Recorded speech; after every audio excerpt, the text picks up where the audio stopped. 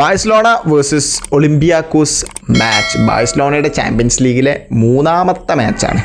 Okay, ഞാൻ ഈ ഒരു റിവ്യൂയുടെ ഇച്ചിരി ലേറ്റാണ്. സോ നെക്സ്റ്റ് ഇനി നമുക്ക് ബാഴ്സലോണയ്ക്കുള്ളത് ഏതാണ്? എൽ ക്ലാസിക്കോ ആണ്. സോ അത് കിടിലൻ മത്സരമായിരിക്കും. ലാലിഗയിൽ ബെർനാബ്യൂലാണ്. റയൽ മാഡ്രിഡ് അവിടെ പോയി കളിക്കണം. സോ ലാസ്റ്റ് സീസണിൽ നമുക്കറിയാം 4-0 എന്നുള്ളൊരു സ്കോറിന് ബെർനാബ്യൂയിൽ അവരെ പരാജയപ്പെടുത്തി വിട്ടേക്കാണ്. അതുമാത്രമല്ല, കണ്ടിന്യൂസ് ആയിട്ട് 4 മാച്ചും പരാജയപ്പെടുത്തി വിട്ടേക്കായിരുന്നു. സോ ഈ ഒരു എൽ ക്ലാസിക്കോ ഇതിനി എങ്ങനെയാവും നമ്മളെല്ലാവരും നോക്കി കാണുന്നൊരു മാച്ചാണ്. സോ ഒളിമ്പിയാക്കോസ് ബാഴ്സലോണയുടെ ആ ഒരു PSG എതിരെയുള്ള ഒരു പരാജയത്തിന് ശേഷം നെക്സ്റ്റ് ചാമ്പ്യൻസ് ലീഗ് മാച്ചായിരുന്നു അവരുടെ. 6-1 എന്നുള്ളൊരു സ്കോറിന് ബാഴ്സലോണ വളരെ വലിയൊരു ആധിപത്യത്തോടു കൂടി വിജയിച്ചിട്ടുണ്ട്. ഈ ഒരു മാച്ചിൻ്റെ തുടക്കത്തിൽ തന്നെ എനിക്ക് പറയാനുള്ളത്, കസാഡോയുടെ ഫൗൾ എല്ലാവരും കണ്ടിട്ടുണ്ടാവും. ഓക്കെ, അവരുടെ ഹെസെ എന്ന് പറഞ്ഞുള്ള പ്ലെയറിന് റെഡ് കാർഡ് കിട്ടിപ്പോയി. ഓക്കെ, ബാഴ്സലോണയുടെ ഓഡിയൻസിനോട് എനിക്കൊരു കാര്യം ചോദിക്കാനുള്ളത്, വിനിയെ പറഞ്ഞവരെവിടെ? ഓക്കെ, അതെന്താണെന്ന് അറിയോ? ഇത് ഈ പ്ലെയേഴ്സ് ഇങ്ങനെയാണ്. അവർക്ക് പ്രോപ്പറായിട്ടൊരു ഇൻസ്ട്രക്ഷൻ കിട്ടും. കസാഡോ ആയാലും വിനി ആയാലും ഞാൻ കുറ്റം പറയില്ല. ഓക്കെ, കാരണം അവർക്ക് പ്രോപ്പറായിട്ട് ഇൻസ്ട്രക്ഷൻ കിട്ടും. മുഖത്ത് കൈ കൊണ്ടു കഴിഞ്ഞാൽ അപ്പോൾ വീഴണം. വേറെ എവിടെയും ബോൾ കയ്യിലില്ലാത്ത സമയത്ത് കാലും അടി കൊണ്ടു കഴിഞ്ഞാൽ അപ്പോൾ വീഴണം എന്നുള്ള കാര്യം അവർക്ക് പ്രോപ്പർ ഇൻസ്ട്രക്ഷൻ കിട്ടിയിട്ടുണ്ട്. അവരങ്ങനെയായിരിക്കും അതിന് യൂസ്ഡ് ആയിട്ടുണ്ടാവുക. സോ അവർക്കത് കിട്ടിക്കഴിഞ്ഞ് കഴിഞ്ഞാൽ അവർ ഓട്ടോമാറ്റിക്കലി ആയിട്ട് വീഴും. ഓക്കെ, ഇത് ആരുടെയും പ്രശ്നമല്ല. ഇതിപ്പോൾ കസാഡോയുടെ തട്ടിയണോ ഇല്ലേന്നൊന്നും നമുക്കൊരു ഉറപ്പില്ല. വീഡിയോ കണ്ടിട്ട് തട്ടാത്തത് പോലെയാണ് തോന്നിയത്. കസാഡോക്ക് തട്ടിയ പോലെ ഫീൽ ആയിട്ടുണ്ടാവും മേ ബി. ഓക്കെ, റഫറി അതിന് മഞ്ഞക്കാർഡ് കൊടുത്തു. റെഡ് കാർഡ്, രണ്ടാമത്തെ മഞ്ഞായതുകൊണ്ട് തന്നെ റെഡ് കാർഡും കൊടുക്കേണ്ടി വന്നു. ഓക്കെ, ഇതൊരിക്കലും ആ ഒരു കസാഡോ എന്ന് പറഞ്ഞ പ്ലെയറിൻ്റെ പ്രശ്നമല്ല, അല്ലെങ്കിൽ അപ്പുറത്ത് വിനിയുടെ പ്രശ്നമല്ല. This is called bullshit referring. Okay, നമ്മൾ ദുരന്ത റഫറിങ്, പരാജയ റഫറിങ് എന്നൊക്കെ പറയില്ലേ, അതുപോലത്തെ ഒരു ടൈപ്പ് ഓഫ് റഫറിങ് ആണ് നമ്മൾ കണ്ടത്. പുള്ളി എങ്ങോട്ടാണ്, ഏത് മാനത്തൊക്കെയാണോ നോക്കി നിന്നത്? കാരണം ബോൾ ഹെസയുടെ കയ്യിലാണ്. അദ്ദേഹം വിൻ ചെയ്തൊരു ബോളാണ്. ആ ഒരു ബോൾ പോകുന്നതിൻ്റെ ഇടയിൽ, കൈ വീശുന്നതിൻ്റെ ഇടയിൽ മുഖത്ത് തട്ടിയാൽ ഓക്കെ ഫൈൻ. അത്ര വലിയൊരു കോൺടാക്റ്റ് ഒന്നുമില്ല. യെല്ലോ കാർഡ് കൊടുക്കാൻ വേണ്ടിയിട്ടുള്ള കോൺടാക്റ്റ് ഒന്നും ഇല്ലത്. ഓക്കെ, അപ്പോൾ പുള്ളി ഒരു മോശം തീരുമാനം എടുത്തു. ഒരു ബുൾഷിറ്റ് റഫറിങ് എന്ന് തന്നെ ഞാൻ അതിന് പറയും. എനിക്കതാണ് കണ്ടപ്പോൾ അത് പേഴ്സണലി തോന്നിയത്. എന്നെ സംബന്ധിച്ചിടത്തോളം അതൊരു യെല്ലോ കാർഡൊന്നുമല്ല. ഓക്കെ, അങ്ങനെ പുള്ളി ആ ഒരു ഹസെ എന്ന് പറഞ്ഞുള്ള പ്ലെയർ പോകുന്നു. പിന്നെ അവരുടെ ഒളിമ്പിയാക്കോസിൻ്റെ ആകെ താളം തെറ്റി. അവരെങ്ങനെയൊക്കെയോ തിരിച്ചു വരാൻ നോക്കുമായിരുന്നു. പക്ഷേ അൺഫോർച്ചുനേറ്റ്ലി അവരുടെ ആ ഒരു റിതം തന്നെ പോയി. ആ ഒരു പ്ലെയർ കുറഞ്ഞപ്പോൾ, എസ്പെഷ്യലി ബാഴ്സലോണയെ പോലത്തെ ഒരു ജയൻറ്റ് ടീമാണ് ഓപ്പോസിറ്റ് ഉള്ളത്. സോ അവരുടെ ആ റിതം പോയി. പിന്നെ അവർ കംപ്ലീറ്റ് അവരുടെ മാച്ച് അവരുടെ കയ്യിൽ നിന്ന് പോകുന്നതാണ് നമ്മൾ കണ്ടത്. ഓക്കെ, അപ്പോൾ ഈ ഒരു കാര്യം പറയണമെന്നുണ്ടായിരുന്നു. സോ ബാഴ്സലോണ 3 മാച്ചിൽ നിന്നും 6 വിജയത്തോടു കൂടി ടേബിളിൽ അങ്ങനെ നിൽക്കുന്നുണ്ട് ചാമ്പ്യൻസ് ലീഗിൽ. 6 പോയിന്റ് കേട്ടോ, മാറി പറഞ്ഞതാണ്. അപ്പോൾ ഒളിമ്പിയാക്കോസിൻ്റെ അറ്റാക്കോട് കൂടിയാണ് ഇന്നത്തെ മാച്ച് സ്റ്റാർട്ട് ചെയ്തത്. ബാഴ്സലോണ ആരൊക്കെയായിരുന്നു ഇറങ്ങിയിട്ടുണ്ടായിരുന്നത്?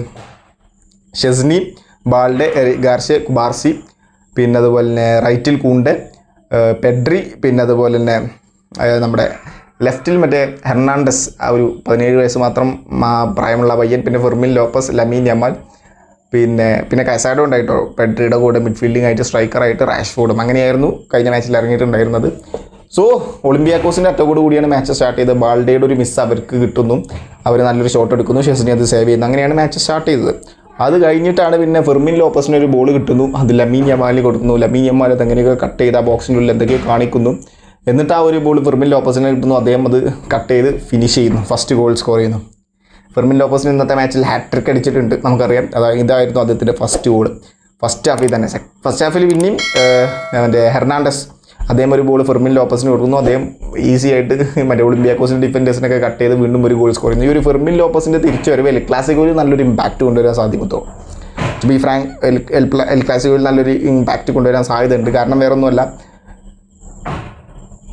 ഡാനി ഓൾമോ ഭയങ്കര ഔട്ട് ഓഫ് ഫോമാണ്. അദ്ദേഹത്തിന് ഇപ്പോൾ ഇഞ്ചുറി ഇഷ്യൂ ഉണ്ട്. ഡാനി ഓൾമോ ഉണ്ടാക്കുന്നതിനെക്കാട്ടിൽ ഇമ്പാക്റ്റ് ആ ഒരു അറ്റാക്കിൽ ഫെർമിൻ ലോപ്പസ് വരുന്ന സമയത്ത് ഉണ്ടാക്കാൻ പറ്റുന്നുണ്ട് ബാഴ്സലോണക്ക്. That's a fact. അത് മാച്ച് കാണുന്നവർക്ക് മനസ്സിലാവും. ഫെർമിൻ ലോപ്പസ് എൽ ക്ലാസിക്കോയിൽ നല്ലൊരു ഇമ്പാക്റ്റ് ഉണ്ടാക്കും എന്നാണ് എനിക്ക് പേഴ്സണലി തോന്നുന്നത്. സോ എൽ ക്ലാസിക്കോൻ്റെ ഒരു പ്രിവ്യൂ ഞാൻ സെപ്പറേറ്റ് ചെയ്യുന്നുണ്ട് കേട്ടോ. സോ അതല്ല, അപ്പോൾ രണ്ടാമത്തെ ഗോളും ഫെർമിൻ ലോപ്പസ് ആ ഒരു ഗോൾ സ്കോർ ചെയ്യുന്നു. അങ്ങനെ ഫസ്റ്റ് ഹാഫ് അങ്ങനെ കഴിയുന്നു. ഫസ്റ്റ് ഹാഫിലൊരു ബാഴ്സലോണ ആധിപത്യം തന്നെയായിരുന്നു അധികവും. മാച്ച് കംപ്ലീറ്റ് ബാഴ്സലോണ ആധിപത്യം തന്നെയാണ്. 27% പൊസഷനൊക്കെ അവരുടെ കയ്യിലെ ബാഴ്സലോണയുടെ കയ്യിലാണ്. ഇപ്പുറത്താകെ ഒരു 23% മാത്രമേ ഉള്ളൂ. സെക്കൻഡ് ഹാഫ് തുടങ്ങിയ സമയത്ത് ഒളിമ്പിയാക്കോസിന് ഒരു ചാൻസ് കിട്ടുന്നു. അവരുടെ നമ്പർ 9 സ്ട്രൈക്കർ ഹെഡ് ചെയ്ത് ഗോളാക്കുന്നു. പക്ഷേ അത് വാർ ചെക്ക് ചെയ്ത സമയത്ത് ഓഫ് സൈഡ് ആയിരുന്നു. പക്ഷേ അതിൻ്റെ മുമ്പ് ഒരു ഹാൻഡ് ബോൾ ഉണ്ടാകുന്നു. അവർക്ക് പെനാൽറ്റി കിട്ടുന്നു ബോക്സിൻ്റെ ഉള്ളിൽ നിന്ന് ആയതുകൊണ്ട് തന്നെ. സോ ആ ഒരു നമ്പർ 9 സ്ട്രൈക്കർ തന്നെ ആ ഒരു ബോൾ അടിക്കുന്നു, ഗോളാവുന്നു. 2-1 സ്കോർ ആയിരുന്നു. അവർ തിരിച്ചു വരാനുള്ളൊരു ശ്രമം നടത്തി ഒളിമ്പിയാക്കോസ്. ഒന്നാമത് ഒളിമ്പിക് സ്റ്റേഡിയത്തിലാണ് മാച്ച്. കംപ്ലീറ്റ് അഡ്വാൻറ്റേജും ബാഴ്സലോണക്കാണ്. അപ്പോഴാണ് പിന്നെയാണ് ആ ഒരു സിറ്റുവേഷൻ വരുന്നത്. ആ ഹെസെ എന്ന് പറഞ്ഞിട്ടുള്ള ഒരു പ്ലെയർ ഫെർമിൻ ലോപ്പസ് അല്ല, കസാഡോൻ്റെ മുഖത്ത് തട്ടി എന്ന് പറഞ്ഞാൽ ചങ്ങായി റഫറി യെല്ലോ കാർഡ് കൊടുത്തത് റെഡ് കാർഡായി. അങ്ങനെ പ്ലെയർ കുറഞ്ഞു. അവരുടെ ഒരു റിതം തന്നെ ഒളിമ്പിയാക്കോസിൻ്റെ പോയി ആ ഒരു മാച്ച് കണ്ടവർക്ക് അറിയാം. എന്തിനാ അവിടെ ഒരു യെല്ലോ കാർഡ് കൊടുക്കേണ്ട ആവശ്യം പോലും ഇല്ല, എന്തിനാ അത് കൊടുത്തതെന്ന് പോലും എനിക്കറിയില്ല. ഓക്കെ, അത് ഞാൻ ഓപ്പോസിറ്റ് വിനീൻ്റെ ഞാൻ അങ്ങനെയൊക്കെ തന്നെ പറയട്ടോ. അതായത് യെല്ലോ കാർഡ് കൊടുക്കണമെന്ന് റഫറിയുടെ തീരുമാനമാണ്, കംപ്ലീറ്റ്ലി റഫറിയുടെ തീരുമാനമാണ്. വേണമെങ്കിൽ കൊടുക്കാം, പക്ഷേ ഇതൊക്കെ കംപ്ലീറ്റ് ബുൾഷിറ്റായിട്ടാണ് എനിക്ക് തോന്നിയത് പേഴ്സണലി. എനിക്കറിയില്ല എന്തായാലും. സോ അങ്ങനെ അവരുടെ ഒരാൾ പറഞ്ഞ സമയത്ത് എന്തായി, പിന്നെ കംപ്ലീറ്റ് ഡോമിനൻസ് ബാഴ്സലോണയുടെ കയ്യിലായി. റാഷ്ഫോർഡൊക്കെ പിന്നെ തകർക്കായിരുന്നു. റാഷ്ഫോർഡിൻ്റെ ഫ്രീ കിക്കൊക്കെ ഇപ്പോൾ ഡേഞ്ചറസ് ആയി വരുന്നുണ്ട്. ഒരു ഡിപ്പിംഗ് നക്കിൾ ഫ്രീ കിക്കൊക്കെ ഉണ്ടായിരുന്നു. കളി കണ്ടവരിൻ്റെ ആ ഒരു സൈഡ് നെറ്റിലേക്ക് തട്ടിപ്പോയ ഒരു ഫ്രീ കിക്കൊക്കെ ഒരു കിടിലം ഫ്രീ കിക്കായിരുന്നു റാഷ്ഫോർഡിൻ്റെ. പിന്നെ റാഷ്ഫോർഡിന് പിന്നെ ബാൾഡെ ഒരു ബോൾ കൊടുക്കുന്നു. ആ ഒരു ബോൾ ബാൾഡെ തന്നെയാണെന്ന് തോന്നുന്നു. ആ ഒരു അറ്റാക്കിൻ്റെ ഇടയിൽ റാഷ്ഫോർഡിന് ഒരു ബോൾ കിട്ടുന്നു. അദ്ദേഹം ഫസ്റ്റ് ടൈം ഷോട്ട് അടിക്കുന്നു, ഗോളാവുന്നു, 3ാമത്തെ ഗോളായി. പിന്നെ അത് കഴിഞ്ഞിട്ടാണ് നമ്മുടെ ലമീൻ യമാലിനെ മാറ്റി റൂണി ബർദാജിയെ കൊണ്ടുവരുന്നത്. ഓക്കെ, ഇപ്പം തന്നെ 3 ഗോളായി. ബർദാജിയെ കൊണ്ടുവന്നു. അദ്ദേഹം റൂണി ബർദാജിയുടെ ഒരു ഇലാസ്റ്റിക്കോ സ്കിൽ. ഓക്കെ, ആ ബോൾ നേരെ അദ്ദേഹം ക്രോസ് കൊടുത്ത് ഫെർമിൻ ലോപ്പസിന് കൊടുത്തു. ഫെർമിൻ ലോപ്പസ് ഒരു സൈഡ് ബോഡിയിലൂടെ ഒരു ഗോൾ അടിക്കുന്നു, ഹാട്രിക് കംപ്ലീറ്റ് ചെയ്യുന്നു. അങ്ങനെ 4 ആയി. ഓക്കെ, അത് കഴിഞ്ഞിട്ടാണ് എനിക്ക് തോന്നുന്നു ആ ഒരു റാഷ്ഫോർഡിൻ്റെ വീണ്ടും അതിൻ്റെ ഇടയിലാണല്ലേ മറ്റേ ലമീൻ യമാലിനെ ഒരു പെനാൽറ്റി കിട്ടി. ഓക്കെ, മൂന്നാമത്തെ നാലാമത്തെ ആയിട്ട് ഗോൾ, എനിക്ക് കറക്റ്റ് ഓർമ്മയില്ല. സോ ലമീൻ യമാലിന് ഒരു പെനാൽറ്റി കിട്ടുന്നു, മറ്റേ റാഷ്ഫോർഡിനെ ഫോളോ ചെയ്യുന്നത്, അതും കോമഡിയാണ്. ഓക്കെ, ബാൾഡെ റാഷ്ഫോർഡിന് ഒരു ബോൾ കൊടുക്കുന്നു. റാഷ്ഫോർഡ് ആ ഒരു ബോള് ഗോൾ കീപ്പറെ കട്ട് ചെയ്യുന്നു. പിന്നെ ഗോൾ കീപ്പർ റാഷ്ഫോർഡിനെ ഫൗൾ ചെയ്യുന്നു. ഓക്കെ, റഫറിക്ക് അത് കണ്ടിട്ട് ഫൗളായിട്ട് തോന്നിയില്ല. ഓക്കെ, അത് കണ്ടപ്പോൾ തന്നെ എനിക്ക് നല്ലപോലെ ചിരി വന്നു. അപ്പോൾ തന്നെ എൻ്റെ റഫറിങ്ങിൻ്റെ ഒരു നിലവാരം നമുക്ക് മനസ്സിലാക്കാൻ പറ്റും. ഓക്കെ, കോമഡി ആയിരുന്നു എന്തായാലും. അത് കാണുമ്പോൾ തന്നെ നമുക്ക് മനസ്സിലാവും ആ ചെങ്ങായി ബോളിലല്ല തൊട്ട് എന്നുള്ളത്. പക്ഷേ ചിലപ്പോൾ മേ ബി അദ്ദേഹം ഒരു കാണാത്ത ആംഗിളിലൊക്കെ വല്ലതായിരിക്കും കേട്ടോ, അറിയില്ല. എന്തായാലും അത് പിന്നെ വാർ ചെക്ക് ചെയ്ത സമയത്ത് റാഷ്ഫോർഡിനെ ഫൗൾ വെച്ചതാണെന്ന് തന്നെ മനസ്സിലാവുന്നു. റഫറി എന്ത് ചെയ്യുന്നു, പെനാൽറ്റി കൊടുക്കുന്നു. ലമീൻ യമാൽ അത് ഈസി ആയിട്ട് ഓപ്പോസിറ്റ് ഡയറക്ഷനിലോട്ട് അടിച്ച് ഗോളാക്കുന്നു. അങ്ങനെ പിന്നെയാണ് എനിക്ക് തോന്നുന്നു ആ ഒരു റാഷ്ഫോർഡിൻ്റെ ഗോൾ വരുന്നത്. പിന്നെ ഫെർമിൻ ലോപ്പസിൻ്റെ ഒരു ഹാട്രിക് ഗോൾ വരുന്നു. അത് കഴിഞ്ഞിട്ടാണ് അവസാനം വീണ്ടും റാഷ്ഫോർഡിന് ഒരു ചാൻസ് കിട്ടുന്നു, അദ്ദേഹം വീണ്ടും ഗോളാക്കുന്നു.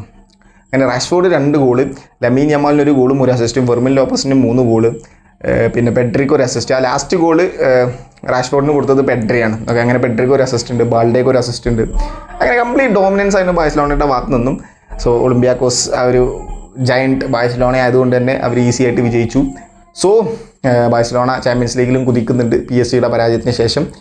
ഇനി ചെൽസിക്കെതിരെ ചാമ്പ്യൻസ് ലീഗിൽ ബാഴ്സലോണക്ക് വരുന്നുണ്ട്. അത് സ്റ്റാംഫോർഡ് ബ്രിഡ്ജിലാണ് കളിയുള്ളത്. സോ അത് കുറച്ച് ടൈറ്റായിരിക്കും ബാഴ്സലോണയെ സംബന്ധിച്ചിടത്തോളം. അതും ഒരു ടെസ്റ്റ് തന്നെയാണ് ബാഴ്സലോണ. അപ്പോൾ PSG-നോട്ട് പരാജയപ്പെട്ടു. ഇനി ഇതിനോട്ട് എങ്ങനെയാണാവോ അറിയില്ല.